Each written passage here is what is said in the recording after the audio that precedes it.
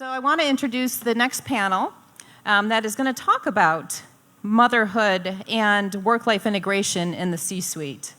So for this fireside chat, we have Dinah Trout, and she is the co-founder and CEO of Health Aid Kombucha, and our own founder and CEO of Mother Honestly, Blessing Addition.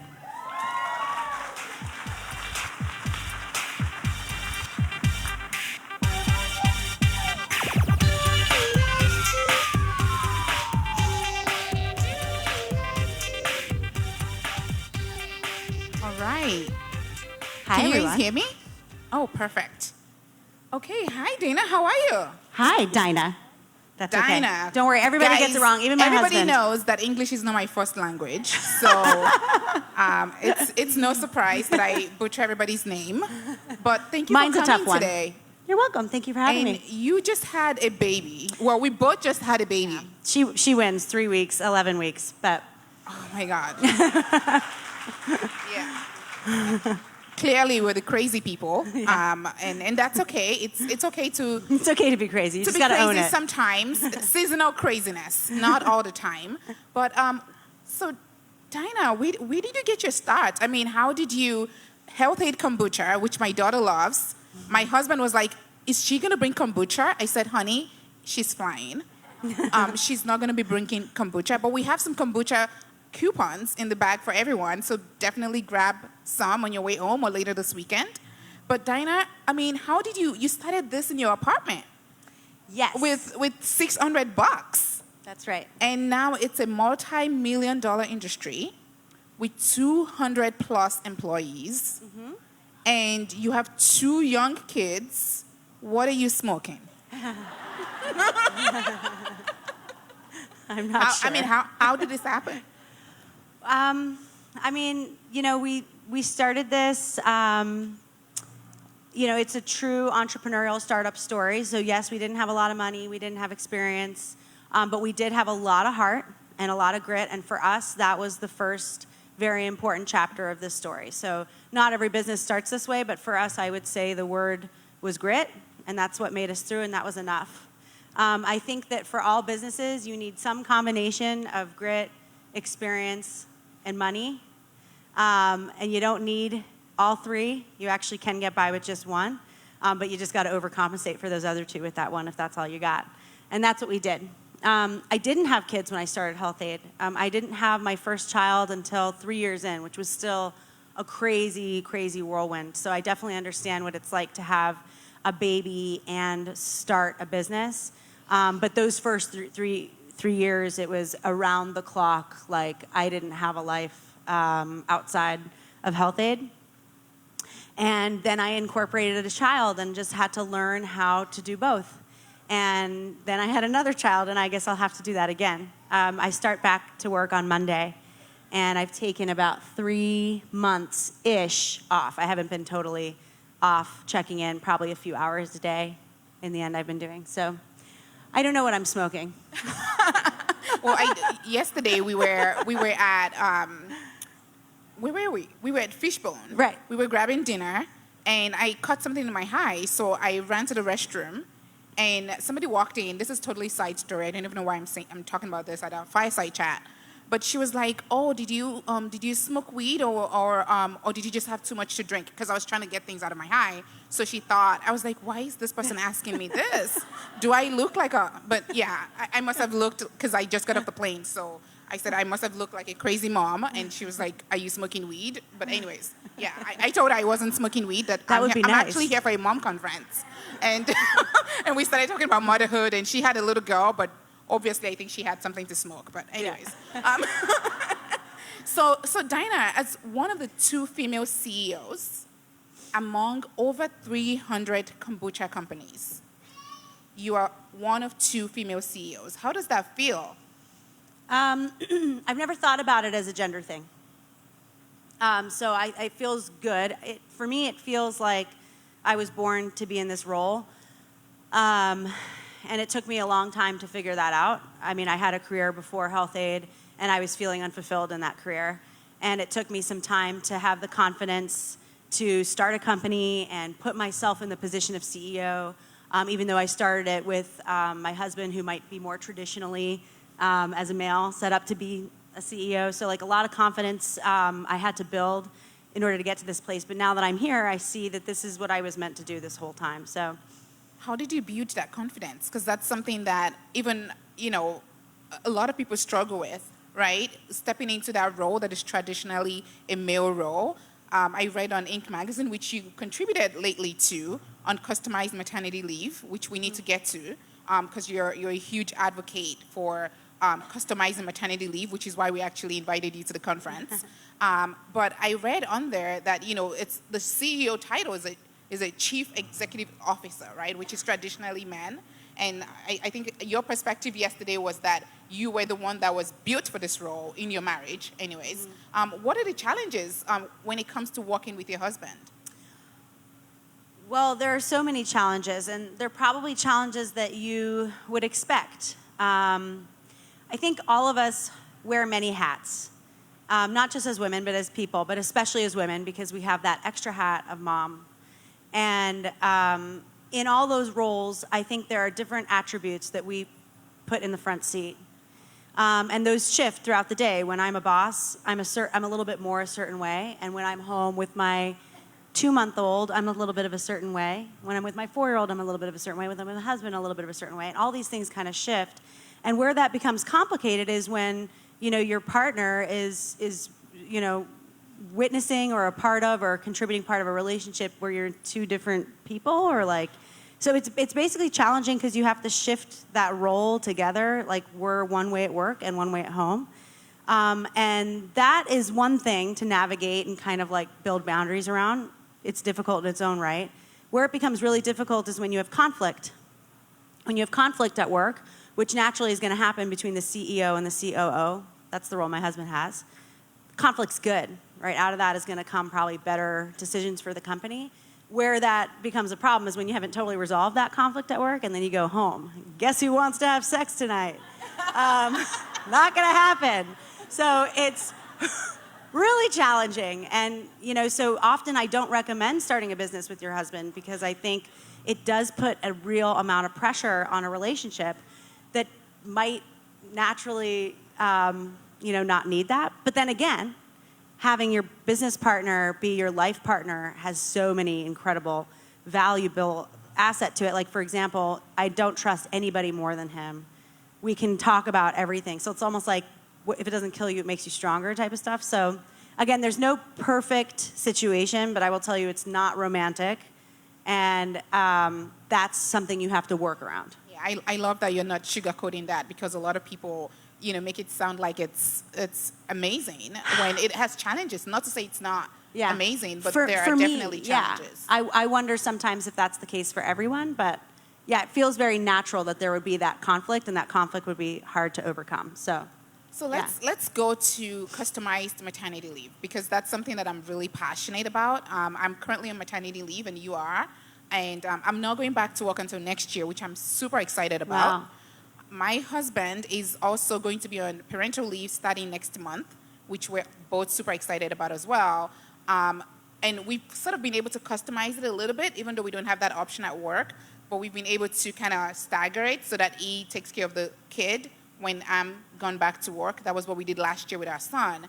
But can you talk a little bit more? Because I think you have a different kind of philosophy around customized maternity leave. And we do have some corporate partners here today that we want them to walk away with some kind of message on how they can properly structure their maternity leave. So I'll start by saying I don't know exactly what the solution is, but I definitely think the first step is to have the conversation. I'm in a very unique position because I've just had a baby. It's my second kid, so there's nuances with that. I am the owner of a company, and so therefore I design the maternity benefits. I have control over that. And I'm also an employee of that company. So I have this sort of really unique role right now where I'm able to observe and also bear witness to the impact on both the business and the family of all the decisions that are being made. And so I really went into this pregnancy trying to observe both sides. What's the impact to the business? And what's the impact to the mom? And what's the impact to the family? And so out of this, I'm hoping to, write like an equivalent like dissertation on it or something and have some solution for people. But what I'm starting to see is that it's not as simple as 3 months off.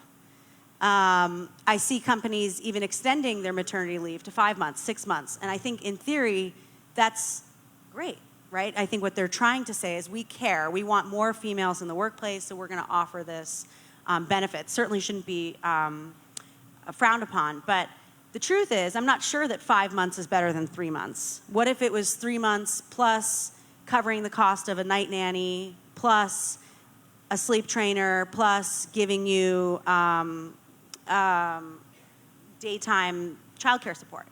Like, would that be better than 5 months? So I think what I'm trying to look at and observe is, when I had to come here and my child's not sleeping through the night, I wasn't blessed with one of those kids that came out sleeping through the night, but bless your heart if you have that.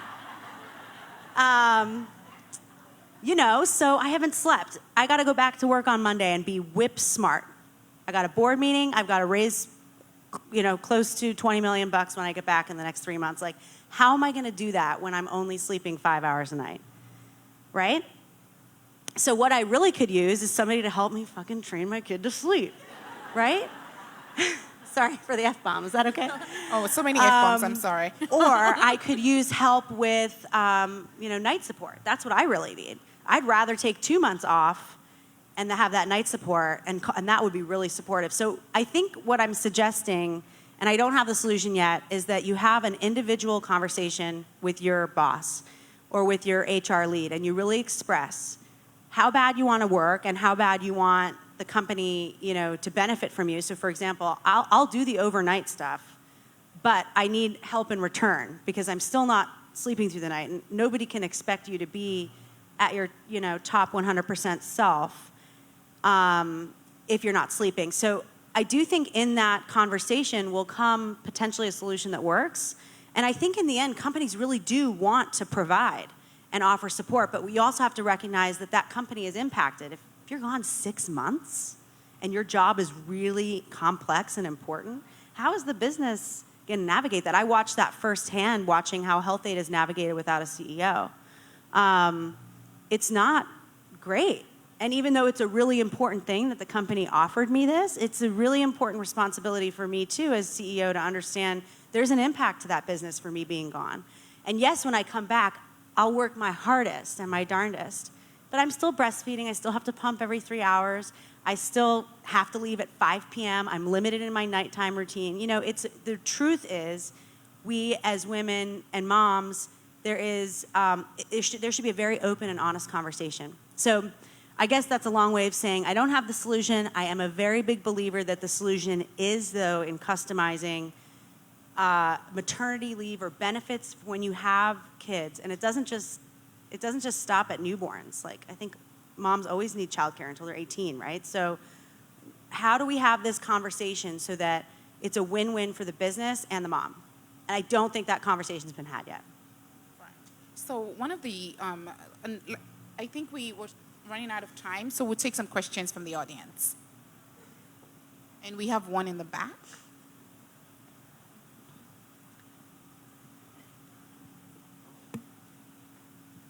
Hi, my name is Mason Coleman. Thank you so much. Hi. I just came back from my maternity leave a couple months ago. I have an 11-month-old. And Congratulations. Thank you. And I'm the Chief Operating Officer of a 15-person company.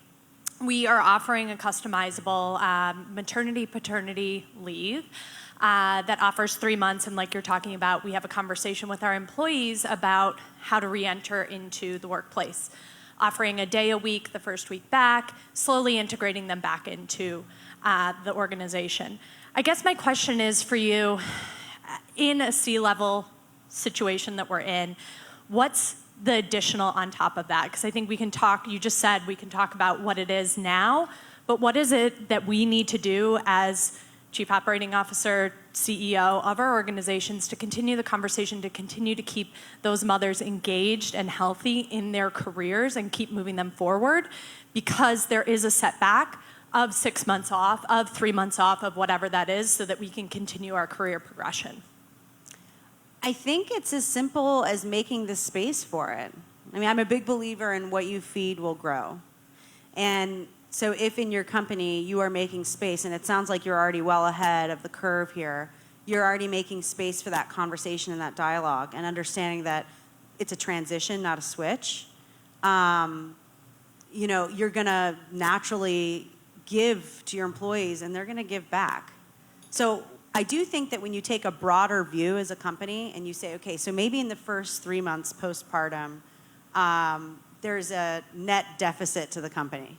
But if you take that broader view out and you look at a year, is that person actually coming back stronger for you? And as a result of allowing for this, are you allowing more diversity to drive up your company, which obviously is beneficial on so many fronts? So like, I think when you take the first step is companies need to agree with that. We need to have that conversation first, because I still don't think everybody's convinced on that part. But I think what you're doing is exactly the solution. Make space for it, have the conversation with the mom, understand what the mom needs, see if the company can provide for it, and there's got to be a win-win in there. And if it's there, then that's what you capitalize on, and you start to maybe offer that to others. But it starts with the conversation. And we have to have the confidence to have that conversation, because I don't think we can expect the HR department to come to us at this point yet. So we've got to start this. We have another question in the back. Hi, congratulations on your baby. Thanks. This is my son. He's 3 months old. I He's teach adorable. 5th grade. Thank you. I teach 5th grade, and I keep looking on the program for like where I fit in, and I can't find it. But I want to thank all of the speakers for being super transparent and giving advice, because I'm listening to you and I'm thinking, how do I take this back to my workplace? Because I had both of my babies in July, and there was no leave. I am on an unpaid leave right now. I was expected with both children to be back on the first day of school, giving to 35 children in poverty with no question as to what I felt like or where my children were going to be. So I want to thank you for opening the conversation and guiding people. I don't have a glamorous career. I know that. I chose that. But there are a lot of fields, teaching and nursing and the service sectors, that need extra assistance with this, because it's not even spoken about. I've accrued over 120 sick days, and I was told I can't take any of them to care for. Yeah, that's so I wrong. mean, it is, and I had to just say it. I had to say, you know, like, I'm expected to give other people's at the expense of my own. Yeah. So thank you. I'm sorry for getting emotional. No, that's okay. My child doesn't Let's sleep give her either. a round of applause. So did you have the conversation with your team? I mean, 120 sick days seems Correct. like... My child also does not sleep. So Okay. bless everyone whose does. Neither of Yes. mine do. Yes. I did. With both children. This is my 17th year teaching, Wow. and my daughter is 2. My son is 3 months old. God gave me 2 July babies, and I was told, we will see you on the first day of school. The contract says you do not use sick days for childcare leave. So, and I feel fortunate that my husband and I can Can do it. yeah. But it's still not right. Right. Yeah. And we're certainly, no one's dropping off cash bags on our doorstep. Yeah. So we're really, we're Yeah. making it work, because I want to stay home with them until I have to go back. But Yeah. they're, like I said, I'm not in corporate America, and I don't have my own business, but I'm in a service sector in a field that I feel like is one of the most important there is. I Yeah. educate your children, and they are telling me they will see me on the first day of school. That is crazy. So, yeah, I mean, I just obviously wanna- so much still needs to change, right? Correct. I feel like in this world, so much needs to change. It's overwhelming. And I think all we can do in those situations is say, like, be the change that you want to see, right? Yep. And try to do what you can in your individual world to change it, because maybe that will move a pebble, that will move a rock, that will move a boulder. I think there are people that go and try to move boulders, and God bless those people too. I think we need those too. But all I'll say for you is I think, hopefully there's a community of support. If you can speak up about it, to others, I would imagine that like nobody would agree that this situation is correct. I mean, I certainly don't think there'd be one person in this room that would. So, good luck. Thanks. I appreciate you giving me a voice and listening, because I really, so many moms that I mean, that's my network, right? Teachers and nurses and people who serve others. So Yeah. I appreciate you giving me the opportunity. And Blessing, thank you as well, because I know teachers have a special place in your heart. And I think that their voice needs to be heard as well. So Yeah. thank you. Thank you. Thank you. Yeah. All right. Well, with that, we're going to wrap up for our next keynote. Thank you so much, Thanks, everyone. Dana, for Yes. coming in. Yes.